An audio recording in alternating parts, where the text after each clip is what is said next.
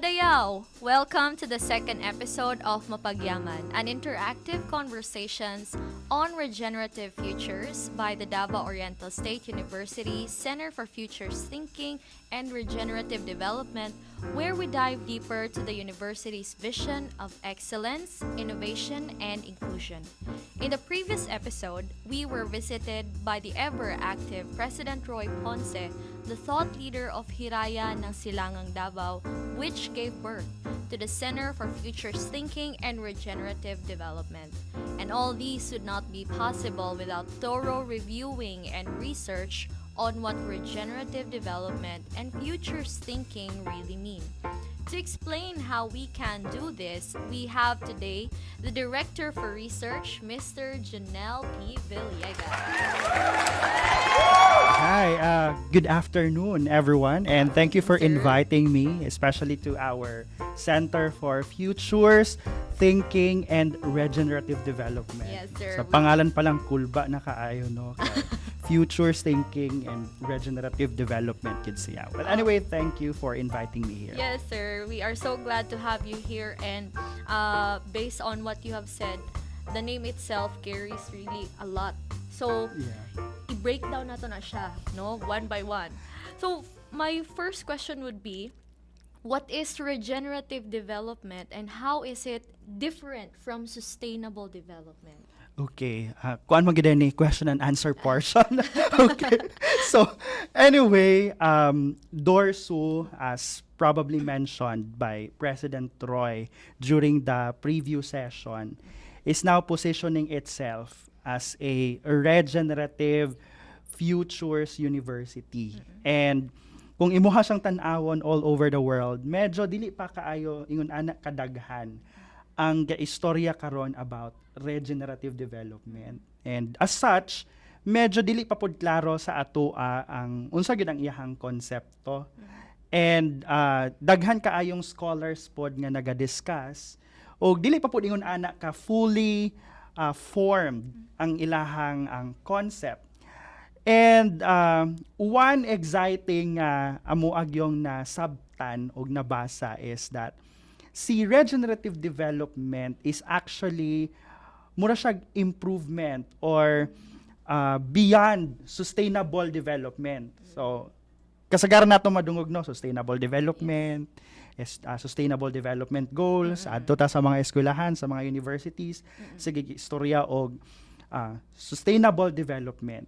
Pero ang kaning sustainable development daghan sab siya critics. Kay for a very long time daghan kay ta gusto mahitabo ang center gyud sa attention nato on sustainable development is really into economic development and social development and not so much on environmental development. And ironically, kani magong tulo, economic, environmental, and social, these are the three pillars of sustainable development. So, murag napabayaan nato for a very long time ang environmental component niya, and there is now para bang data, a big chunk of data saying na our environmental development is lagging behind and we are consuming too much from our natural resources from our environment such that it can no longer sustain our needs for future generations. So there is now a call for regeneration. Meaning, it's not only enough nga imuha lang spread out ang imuhang resources for you to be able to use that resources for a certain period of time. You also have to promote na kaning mga resources mo restore, mo regenerate in essence, so that while you are consuming resources, you are also promoting na ay production of new resources, na ay regeneration of new resources. So in essence, dili ka mahutdan og resources to be consumed. So diri na mo sulod ang konsepto of regenerative development. I see. So that also makes kaning nga framework appropriate nga ibutang gyud siya dinhi agud sa sa Davao Oriental per se. Yeah. Because murag rich pod kayo ta dinhi og resources as what you have mentioned earlier. So with that, sir, you mentioned a while ago na Pres Roy is really on his desire to rebrand the university as a regenerative university. And currently, the university is called a leader in environmental management, protection, and conservation. So how can DOrSU transition to being a regenerative university, and what is its status currently on this ongoing transformation? Yeah, that's an interesting question. For a very long time, siguro DOrSU has been in existence for only 2 years now. Ay duha pa man lang ta ka tuig since the conversion. But the DOSCST, it existed since 1989, and since then medyo dako gyud nga strength ng university ang into environmental studies and biodiversity conservation. So we have a lot of people, professors who are working into these kinds of research. And then, as a matter of fact, we have been instrumental even to the declaration of Mount Hamiguitan as a UNESCO World Heritage Site, to the declaration of Pujada, Mayo, and the Balete Bay as the world's most beautiful bays. So all of these studies actually iyahang gi-strengthen ang need for the protection of these natural wonders and resources.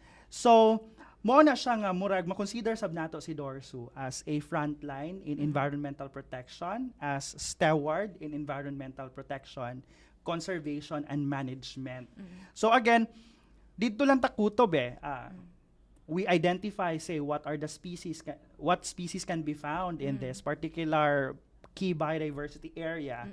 And after the identification of species, we propose for its conservation and for the management of these species. But so far, what are the milestones? Like we have, and for sure, we are pushing for the protection of these species. But the element of regeneration there, meaning if there are disturbed areas, there are damaged ecosystems, what are we doing to ecologically restore these areas? What are we doing to reintroduce species that may have been lost for a very long time because of human activities? So doon papasok si regeneration. So as actually si regenerative development, it's not about telling our old selves na we are wrong in our approaches, then no.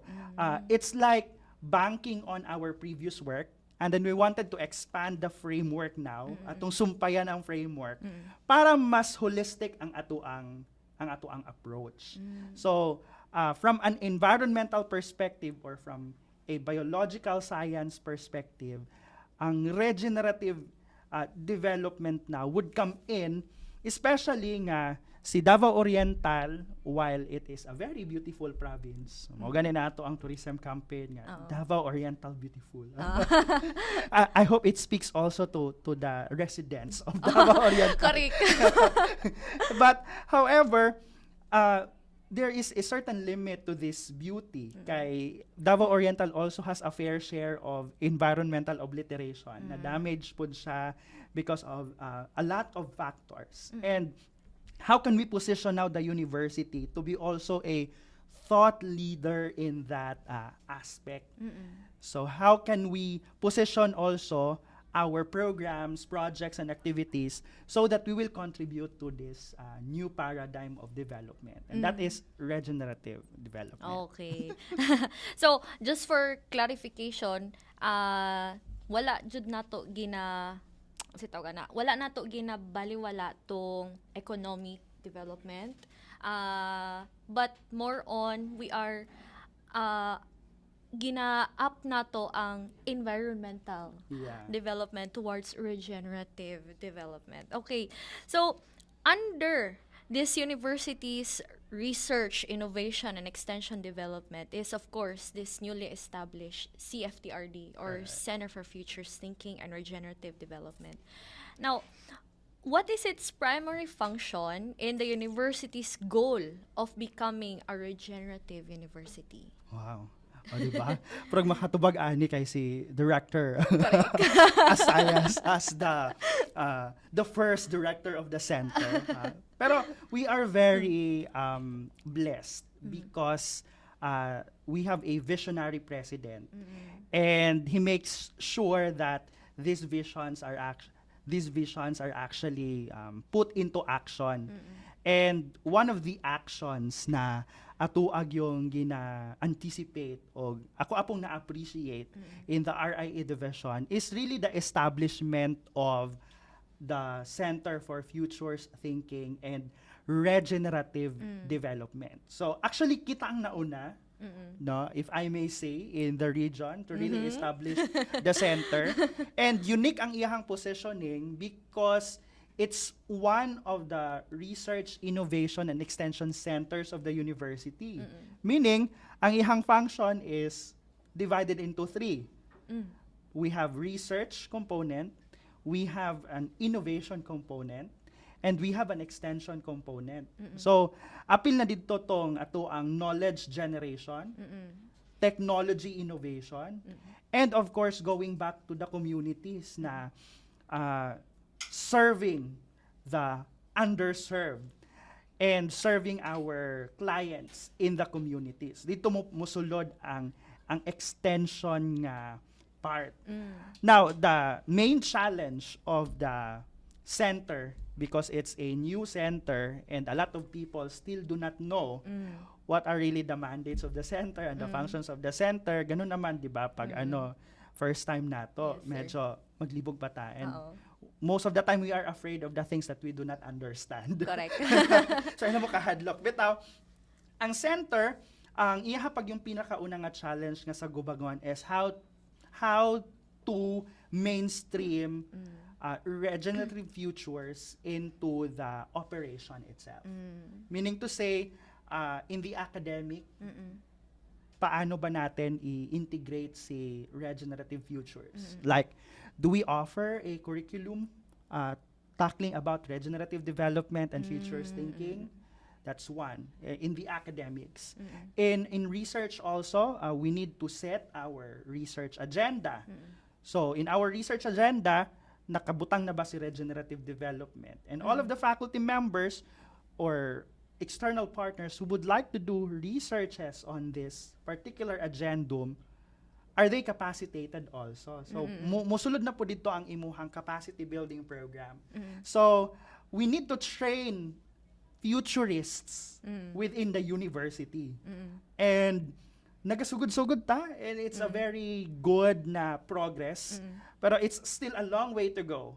And kailangan pag yun og more capacity building initiative. So maybe later the center can also explore sending faculty members, staff members for formal studies into futures thinking and regenerative development. It's the only way to do. We need to train champions within the university. Otherwise, all of these things will not matter at all. And then, once we are fully capacitated as a university, our students are well aware of our programs. Our students are also futurists, future thinkers, and regenerative thinkers. Then that's the time that we can also expand and extend the scope of our operations and bringing the concept of regenerative futures to our communities and development partners. So the end goal here is, because thought leader si DOrSU So pag may tag thought leader, meaning nag-una kag huna-huna. Yes. But it should not stop sa paghuna-huna nimo. You should be able to actually influence other institutions within the province, within the region, or in the Philippines in general, or even internationally. So you need to brand mo to nga there is a need to rebrand, institutional rebranding for the regenerative futures. And I think that's one of the things na kailangan i-pipeline din in the center. So again, there is so much work that needs to be done. but we can only do so much given Yeah. our limitations as human beings, as humans as we are. So we need to focus our attention first within the organization and then later expand and influence external partners and organizations. And siguro eventually we can call our graduates na gyud as futurists. Yeah. So not that- just tata but yeah. futurists. That's the brand na atong gusto kuhaon na whenever you are a graduate of DOrSU or whenever people will know that you are from DOrSU, then you have a certain professional brand na this person is a futurist or this person is a regenerative thinker. Diba? So parang social din siya paminaw. So sir, down to our last question. Using the regenerative lens, what kind of future does DOrSU see within its community, especially to the graduates and the whole of Davao Oriental? Wow. Okay. Mura tag Madam Auring magtagna-tagna. Technically, futures thinking is not about futures thinking is not about panghula, no? Imong hulaon nga and ane. No.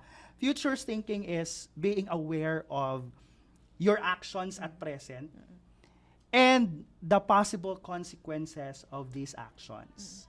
So, in essence, you will know that there are alternate futures that could happen based on a single action. So, kung meron kang action now, there could be like several alternate futures na pwede mahitabo. So, a future thinker would think that if this is my action now, there would be possibilities na mao ni ang mahitabo 10 years from now. And as a futurist also, it's your goal to really position that your desired future will be the one that will be happening. So, murabag makita na nimo kisa gani nang sa Avengers na makita na nimo ang mga futures unya nakita nimo ang alternate, so unsa karon ang the best desired future that you want, because you will have to strategize in order to achieve that desired future. So in the case of DOrSU, actually we are still on the grounds of really forming what do we want for DOrSU and what do we envision for the future of DOrSU. Because people will come and go. We will be here today, gone another day. But if the institution will remain, and it's our vision now that will actually guide future generations also. That di sila mag-start from scratch, magsugod na po sila balik. So it's up to us to really lay down the foundation of that future. And happily, fortunately, sa karon nga panahon, ato amang yung ginabutang nga DOrSU will be a Regenerative Futures University. So number one, because we are a university, we need to be a professional organization. Meaning, we need to train professionals, and we will keep on doing that. Whether which fields, what professions, it's up to our strategic directions also. Whether we offer environmental science, whether we offer master's, PhD, undergraduate. Well, that's the essence of universities working. And on top of being a producer of professionals for undergraduate or graduate, we also have the responsibility to do research. So this is the language of all academic institutions globally. And setting our grounds for productive research is not only for the benefit of DOrSU, it's actually for the benefit of the entire Philippines. If you see the data, medyo Philippines is lagging behind its neighboring peers in Asia na in terms of research and innovation. And the only way to do it is to also promote research productivity at this stage. So it will remain as a priority of DOrSU. And of course, DOrSU should be a trailblazer in innovation.